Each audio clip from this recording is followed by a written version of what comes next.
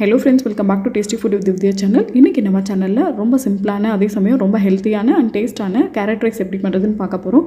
இந்த கேரட் ரைஸை நீங்கள் குழந்தைங்களுக்கு லஞ்ச் பாக்ஸுக்கு பண்ணி கொடுக்கும்போது கொஞ்சம் கூட மிச்சம் பண்ணாமல் எல்லாத்தையும் சாப்பிட்டு வந்துடுவாங்க. அந்தளவுக்கு டேஸ்ட்டாக இருக்கும்.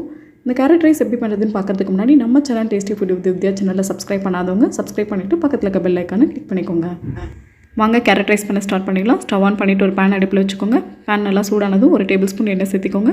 கூடவே 3 டீஸ்பூன் நெய் சேர்த்திக்கோங்க. நெய் எண்ணெய் நல்லா சூடானதும் 1 டீஸ்பூன் கடுகு, 1/2 டீஸ்பூன் ஜீரகம், ஒரு கொத்து கருவேப்பிலை சேர்த்திக்கோங்க. இது கூடவே ஒரு பச்சை மிளகாயை கட் பண்ணிவிட்டு சேர்த்திக்கோங்க.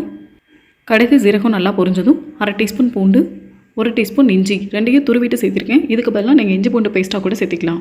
சேர்த்திட்டு இஞ்சி பூண்டோட பச்சை வாசனை போகிற அளவுக்கு நல்லா வதக்கி விட்டுக்கோங்க. இஞ்சி பூண்டு அரைச்சி சேர்த்துக்கிறத விட இந்த மாதிரி துருவி சேர்த்து பண்ணும்போது கேரட் ரைஸ் நல்லா மணமாக இருக்கும். இப்போ இஞ்சி பூண்டு நல்லா வதங்கிடுச்சு. இது கூடவே ஒரு பெரிய சைஸ் பெரிய வெங்காயத்தை நல்லா தின் ஸ்லைஸாக கட் பண்ணிவிட்டு சேர்த்திக்கோங்க. சேர்த்துட்டு வெங்காயம் நல்லா கலர் சேஞ்ச் ஆகிற அளவுக்கு வதக்கி விட்டுக்கோங்க.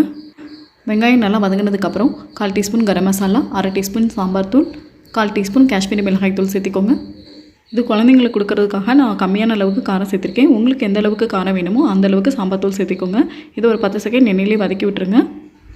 இது கூட 3 to 4 கேரட் எடுத்துகிட்டு தோலை சீவிட்டு துருவிட்டு சேர்த்திக்கோங்க. கேரட் சேர்த்துனதுக்கப்புறம் ஒரு 5 to 10 நிமிஷம் அப்படியே வதக்கி விட்டுட்டே இருங்க. கேரட் நல்லா வெந்து வரட்டும்.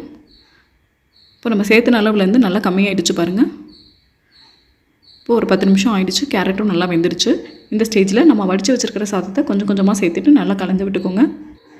கேரட் எல்லா சாதத்துலேயும் படுற மாதிரி நல்லா கலந்து விட்டுக்கோங்க. நல்லா கலந்து விட்டுட்டு கடைசியாக கொஞ்சமாக கொத்தமல்லி இலைகளை தூவி விட்டுருங்க.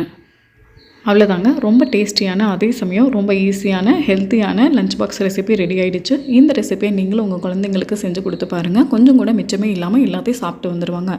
அந்தளவுக்கு டேஸ்ட் நல்லாயிருக்கும். நீங்களும் கேரட் ரைஸை இதே மெத்தடில் ட்ரை பண்ணி பார்த்துட்டு எப்படி இருந்ததுன்னு கமெண்ட்டில் ஷேர் பண்ணுங்கள். இந்த ரெசிபி பிடிச்சிருந்ததுன்னா டேஸ்டி ஃபுட் வித் வித்யா சேனலை சப்ஸ்கிரைப் பண்ணுங்கள், லைக் பண்ணுங்கள் அண்ட் ஷேர் பண்ணுங்கள்.